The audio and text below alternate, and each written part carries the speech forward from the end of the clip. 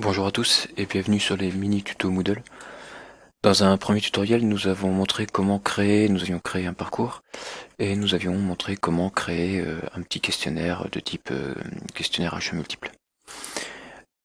Ici, aujourd'hui, nous allons vous proposer de tester un autre type de test, un petit peu plus complet, peut-être un petit peu plus compliqué, mais toutefois assez facilement réalisable.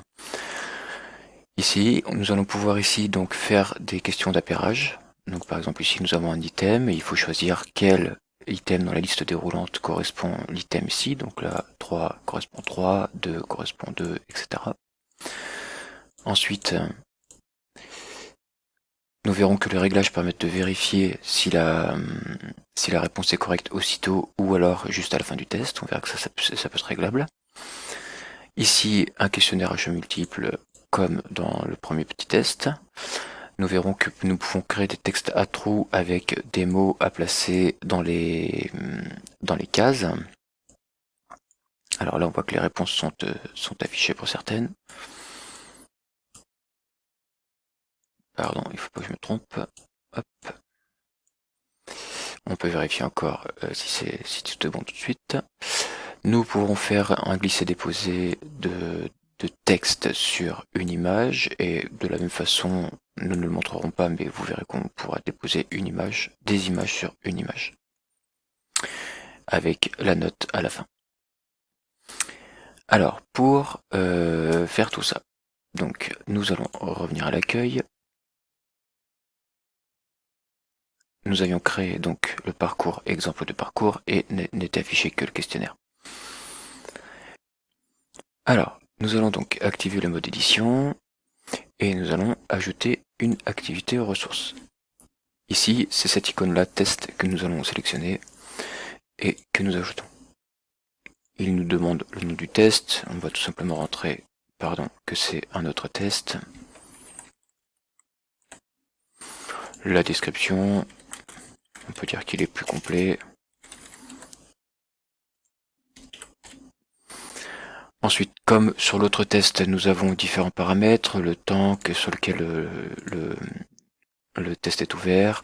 Est-ce qu'on met une note obligatoire? Par exemple, le test comptera 4 questions, il faudrait au moins avoir 2 pour passer. Le comportement des questions, est-ce qu'on veut un feedback a posteriori, donc à la fin du test, ou on veut un feedback immédiat après chaque question? Donc là, c'était un feedback immédiat que nous avions. Et puis il reste plein d'options qu'on peut manipuler ou non. Attention, ça reste un petit peu complexe à l'utilisation. Donc mon test est créé. Si je veux ici le modifier, je vais cliquer dedans. On voit que là, pour le moment, je n'ai pas de question, donc nous allons faire modifier le test, et nous allons ajouter une question.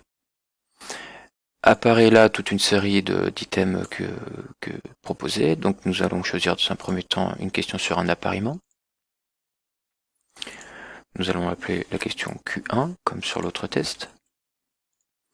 Et nous allons demander aux candidats, aux élèves, de faire un appariement, donc appairer les items.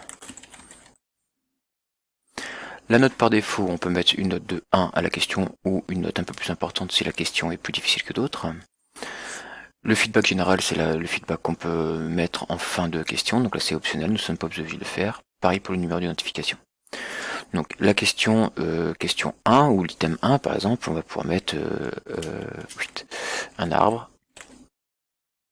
Il s'agit d'un végétal. Un chien. Il s'agit d'un animal.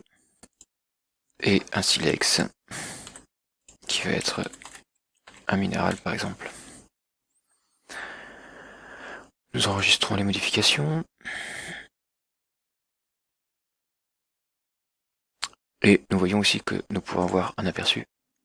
Donc j'ai les items qui apparaissent ici, ma liste déroulante, silex, il s'agit d'un minéral, le chien, il s'agit d'un animal, l'arbre, il s'agit d'un végétal, je vérifie, et mon feedback, comme il vient directement après ma question, s'affiche tout de suite. Nous voyons aussi que la case mélanger permet de mélanger les items. Si vous voulez que les items soient mis dans l'ordre, vous pouvez décocher la case. Si nous enregistrons et que nous faisons un aperçu, nous verrons que l'arbre apparaît en premier, le chien en second et le minéral en troisième. Le silex en troisième. Alors, si nous cliquons sur le bouton enregistrer, nous revenons dans notre parcours. Nous voyons que notre question apparaît ici. Nous pouvons en rajouter une autre. Ajouter une question. Nous pouvons remettre une question en choix multiple. On va aller très vite parce que ça, nous l'avons déjà fait. Hop là. Choisissez la réponse B. La note par défaut, on peut laisser 1. Une seule réponse sera possible. Attention, c'est important ici. On peut numéroter ABC, A majuscule, 1, 2, 3, etc. On va laisser ABC. Donc ici, on va mettre la réponse A. Et attention, ici, très important, il y a la note. S'agissant que nous considérons la réponse B comme bonne, il faut mettre aucune note à la réponse A.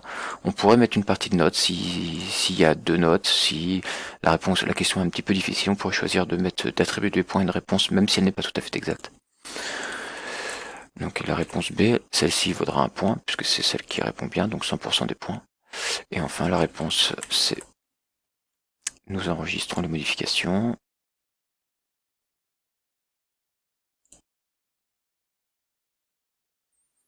Et nous pouvons aller voir l'aperçu. Choisissez la réponse B, c'est ma question. Je prends la réponse B, je vérifie. La réponse est correcte. Et j'ai le point qui apparaît là. Nous enregistrons, nous allons pouvoir créer une autre question. Donc ajouter une question. Cette fois-ci, nous allons faire un glisser-déposer sur texte. Donc ici, il va s'agir d'un texte à trous. Le nom de la question, c'est Q3. Le texte de la question, nous l'avons copié ici dans Wikipédia. Et nous avons effacé, donc en abrégé, il y avait marqué VMA. Nous avons remplacé le texte VMA par 2 crochets, 1 et 2 crochets fermés. De la même façon, ici, nous avions le mot la consommation d'oxygène, et nous avons remplacé le mot oxygène par les crochets et le numéro 2.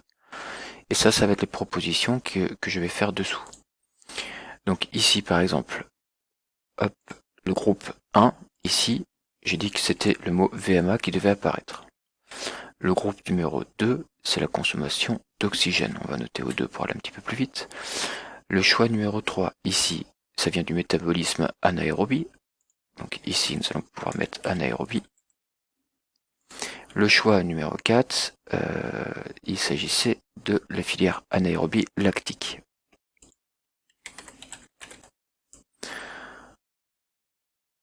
Nous allons pouvoir enregistrer les modifications. Aller dans l'aperçu. Donc mon texte à trous, mes trous apparaissent bien là où mes crochets et mes numéros apparaissaient, donc numéro 1, 2, 3 et 4. Et nous avons les mots en dessous que nous allons pouvoir ranger ici. Alors, on s'aperçoit que les mots sont dans l'ordre. Donc c'est un petit peu trop facile pour les élèves, je suppose. Enfin, en tout cas, moi, ça me paraît trop facile. On peut choisir de mélanger les items. Donc ici, on va les mélanger. On va enregistrer. On va faire l'aperçu. Et là, cette fois-ci, on voit que VMA n'apparaît plus en premier, mais que les mots sont mélangés. Donc c'est peut-être un petit peu plus intéressant.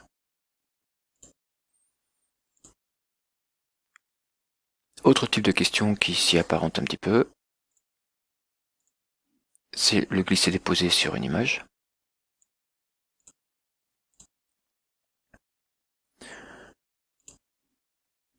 On est sur la question 5 de mémoire, je ne suis pas sûr.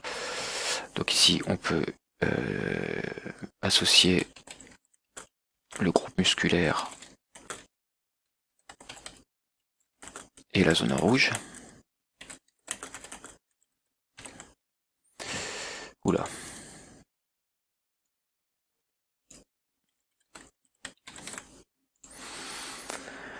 La note par défaut numéro 1. Ici, il va falloir aller choisir un fichier.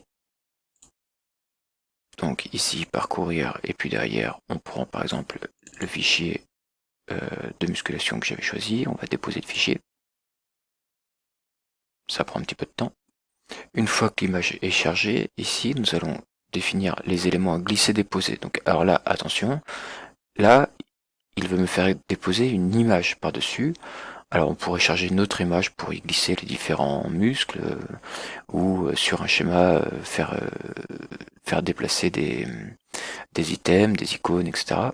On peut aussi tout simplement déposer du texte. Donc, le texte, il s'agit de, par exemple, quadriceps, pour le groupe musculaire quadriceps. Là, même chose, il s'agit d'un texte, nous allons mettre le biceps. Et ici, encore une fois, il s'agit d'un texte, nous allons mettre le grand pectoral.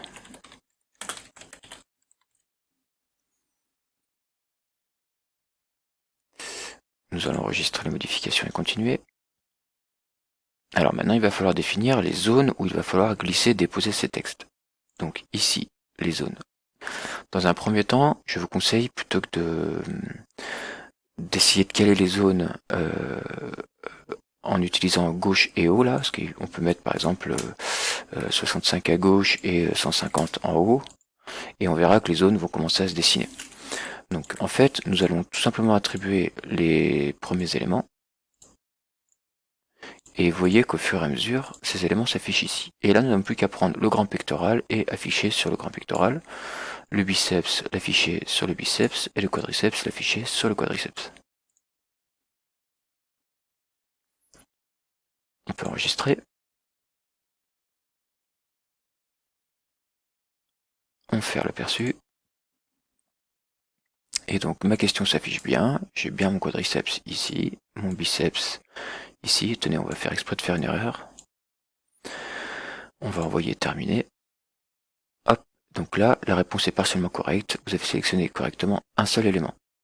Donc ça veut dire que je peux recombiner ici, recommencer mon test, et essayer de recombiner mes réponses pour avoir la réponse bonne. La bonne réponse bonne.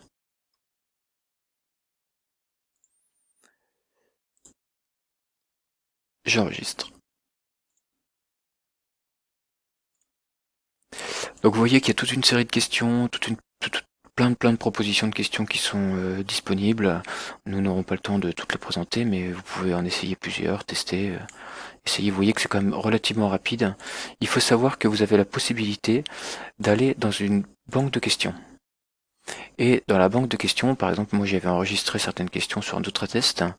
Une fois que ces questions sont enregistrées, vous pouvez les réintégrer sur un autre item, changer l'intitulé, changer les éléments de la question et les réenregistrer. Ça permet en gros de faire un copier-coller de questions et de gagner pas mal de temps. Enfin ici vous voyez que la note maximale du test est de 10. Or je n'ai que 4 questions, le total de notes est de 4. Alors s'il y avait une question sur laquelle j'ai mis 2 points, le total des notes serait de 5. Donc la note maximale ici sera de 4, je peux enregistrer. Et mon test est prêt. Pour vérifier s'il marche, je peux aller dans Généralité, et ici là, dans l'onglet où je me connecte, je peux prendre le rôle de élève. Et là, j'ai l'interface exacte que les élèves auront devant eux. Donc je peux faire mon autre test. Il me demande de faire le test. Et j'ai mes questions qui vont s'afficher les unes après les autres pour faire mon test. Comme j'ai paramétré, je l'avais déjà dit, le feedback dès la fin des questions, j'ai tout maintenant. Je passe à la question numéro 2, il faut que je choisisse la réponse B, je vérifie.